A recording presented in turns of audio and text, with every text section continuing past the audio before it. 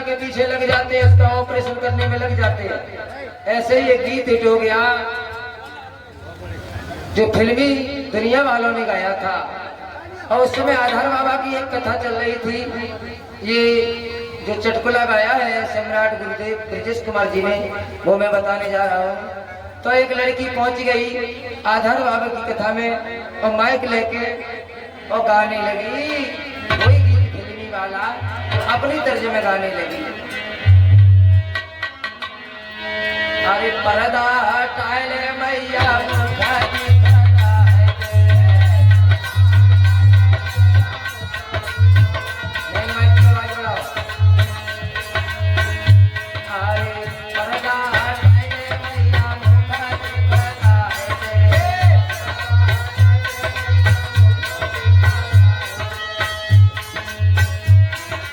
साथी भाई बोली। अरे पर्दा हटाए ले मैया मुखा दिखला है अरे पर्दा हटाए ले मैया मुखा दिखला है।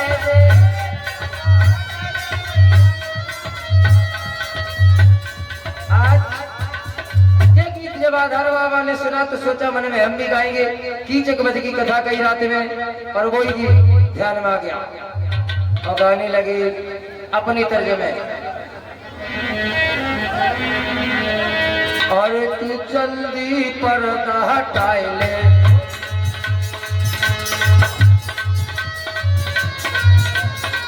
बोले ऐसा ही बोले लगा बोले। और तू जल्दी पर्दा हटाए ले, और तू अपनो मुख दिखलाए दे। हम प्यार करने वाले तुम पे मरने वाले।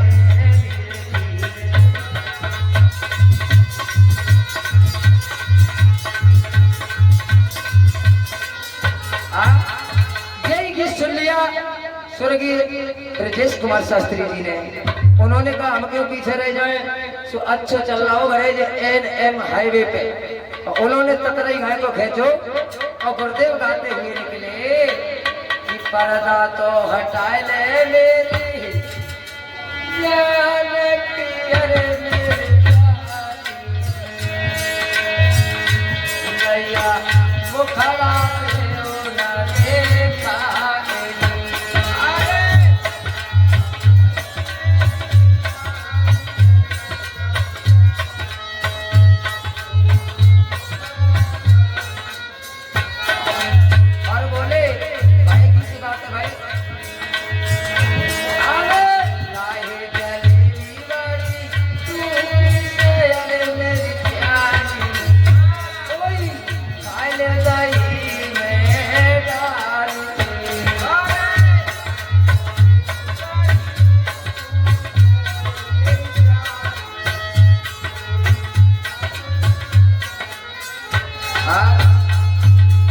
बहुत बड़ा गाना है, कई लोगों ने गाया है, क्षमा चाहेंगे आपसे। तो वास्तविक भैया ढोलक की टाँच की आवाज बढ़ाओ, देखो कैसे बोल रही है, थोड़ी सी बढ़ा दो भैया। बहुत अच्छी आप लोगों ने इतने दिन तक जो हमारी मदद की, सेवा की है, इसकी भी मैं आभार प्रकट करता हूँ। आइए, सुदामा की दूर की है भगवान ने, और गरीबी को दूर करने के बाद सुदामा नगरी में रहने लगे, भगवान द्वारिका में रहने लगे। अब भागवत कथा को यहीं पर विराम देते हुए आगे परीक्षित मोक्ष की कथा। वही दिन आ गया जिस दिन का श्रृंगी ऋषि ने श्राप दिया था परीक्षित महाराज को कि तुम्हें सर्प डस लेगा।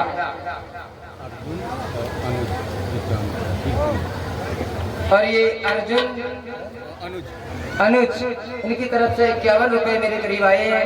भगवान हमेशा सुख शांति दी।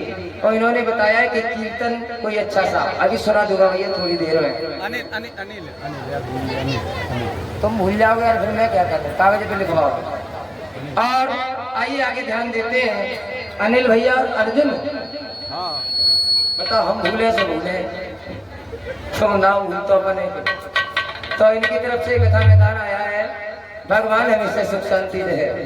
तो आइए, वो श्रृंगी ऋषि का श्राप सत्य होता है।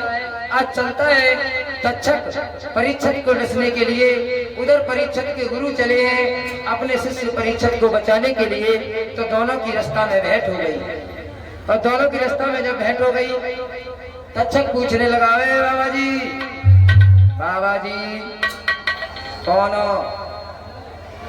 है जवाब दिया, हमारा नाम धर्मांतर है। कहाँ जा रहे हो? सुना है आज तक्षक परीक्षक को डसने आ रहा है, और परीक्षक हमारा शिष्य, मैं से जिंदा करने जा रहा हूँ। क्या? हाँ, तुम जिंदा कर लोगे? बोले हाँ। धर्मांतर पूछने लगे, एक बात बताओ, तुम कौन हो? कहने लगा, मेरा ही नाम तक्षक है। अब मैं डसने जा रहा हूँ, तुम्हें जिंदा करने जा रहे हो। दो हाथ यही हो जाए हमारे तुम्हारे, देखें कि में ज्यादा ताकत है। सामने एक पेड़ खड़ा था हरा भरा, और वो तक्षक ने जरा भी देर नहीं की, अरे दई फुसकार लगाई।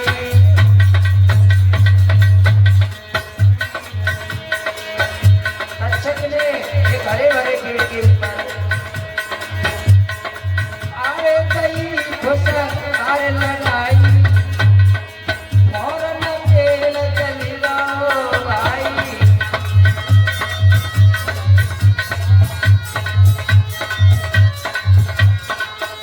आज वो पेड़ जल गया, लेकिन भाइयों गुरु धर्मांतर ने सब धर्मांतर नजर घुमाई, फिर से पेड़ को लहराई।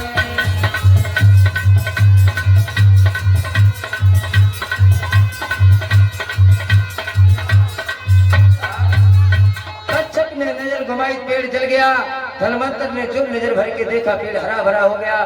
तक्षक समझ गया कि अगर ये वहां पहुंच गए तो परीक्षक जरूर जिंदा हो जाएगा। आगे बढ़ करके जिस रास्ते से गुरु धर्मांतर जा रहे हैं, उसी रास्ते पे अरे गौ रास्ता में लेट रे कवन गाँव सुंदर सोता।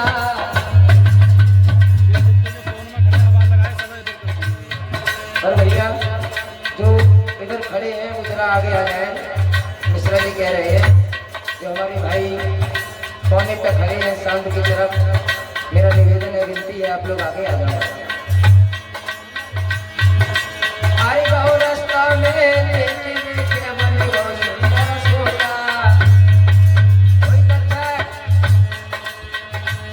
और उन्हीं धर्मांतर ने इस समझ के सुंदर डंडाले,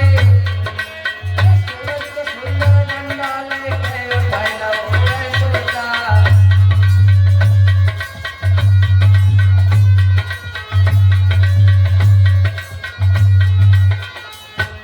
आज धर्मांतर ने डंडा को उठा लिया, वो नहीं समझ पाए, और एकदम क्या हुआ भाइयों, धर्मांतर की पीठ में खुजली मची।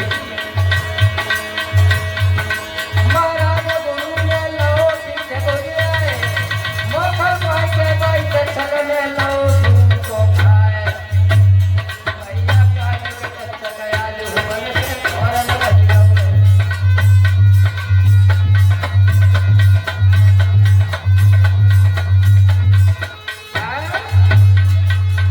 धर्मांतर की पीठ में डस लिया।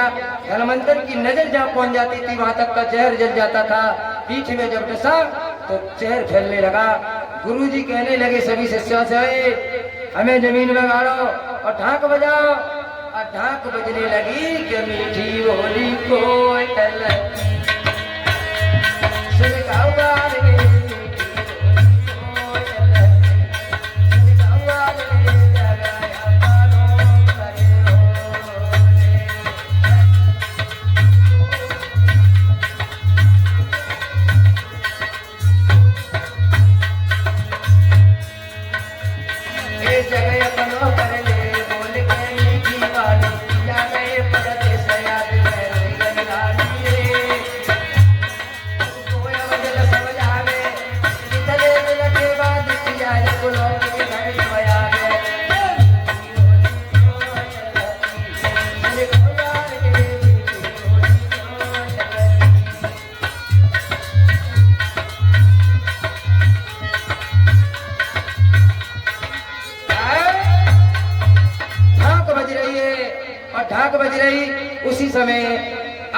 पहुंच गए। अच्छा क्या कर रहे हो?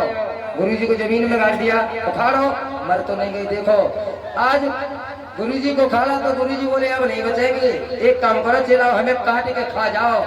और हमें जब काट के खा जाओगे तब अभी तो हम अकेले धनवंतर है, लेकिन कोई 1400 धनवंतर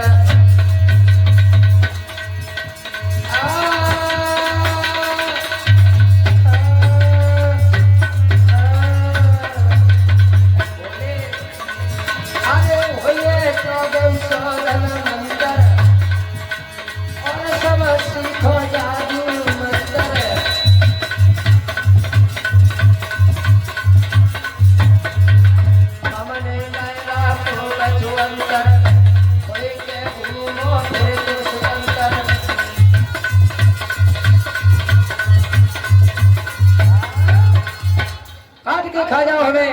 और जो गुरुजी के मांस को खाने चले पहुंच गया था। अच्छा भाई गुरुजी का मांस खाते हुए शर्म नहीं आई और सारे मांस को गंगा जी में फेंकवा दिया। एक थोड़ा सा किसी चेला ने कहीं थोड़ा चख लिया, सब गंगा में बहा दिया। और गंगा में वो बहते होते मांस जो हरिया थी एक बंगाल में पहुंची। वहां बंगाल की एक स्त्री गंगा में कूद के मरने आई। उसने देखा और मांस को पहचान लिया, ये कोई साधारण मांस नहीं है।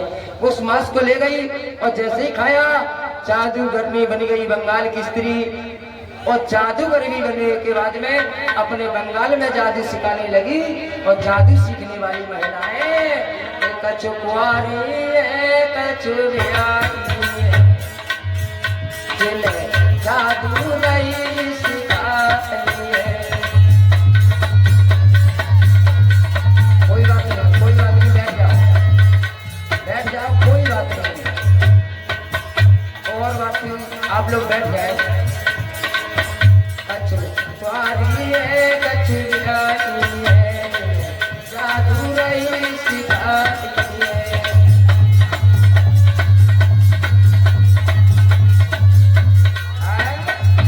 सब जादूगरनी बन गई।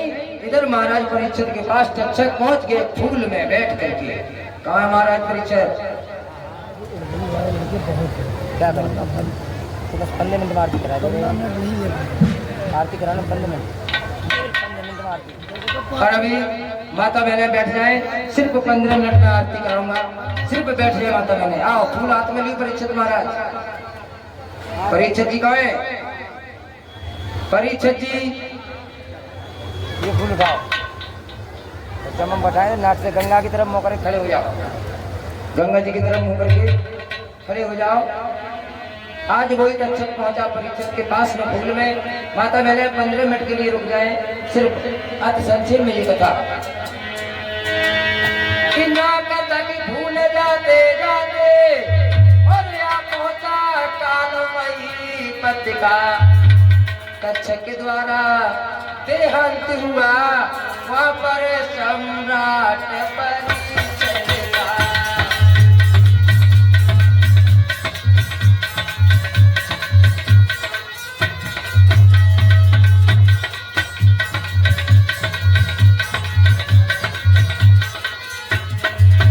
आज फूल से जैसी नाक से लगाया है महाराज परीक्षित। ध्यान कहाँ है? परीक्षित जी ध्यान है। परीक्षित महाराज, परीक्षित जी फूल को पीछे फेंको और आगे चले जाओ। उस जगह पर मत बैठना या 7 दिनों से बैठे हो। और उस कुर्सी पे मत बैठना जिस पे अभी तक तुमने बैठ करके कथा सुनी थी। दूसरी जगह कहीं भी बैठ जाना। तक्षक द्वारा देहांत हुआ वहाँ पर सम्राट परीक्षित का।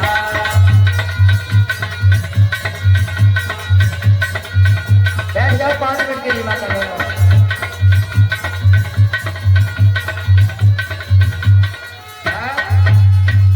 आज वही सर्प तक्षक श्राप लगा हुआ था पहुंच गया फूल में बैठ करके भमरा बन के। जैसे ही सुंदर सा फूल खुशबू लेने के लिए परीक्षित ने नाक से लगाया, रस लिया। महाराज परीक्षित स्वरम धाम के लिए चले जाते हैं। बोलिए परीक्षित महाराज की। इस तरह से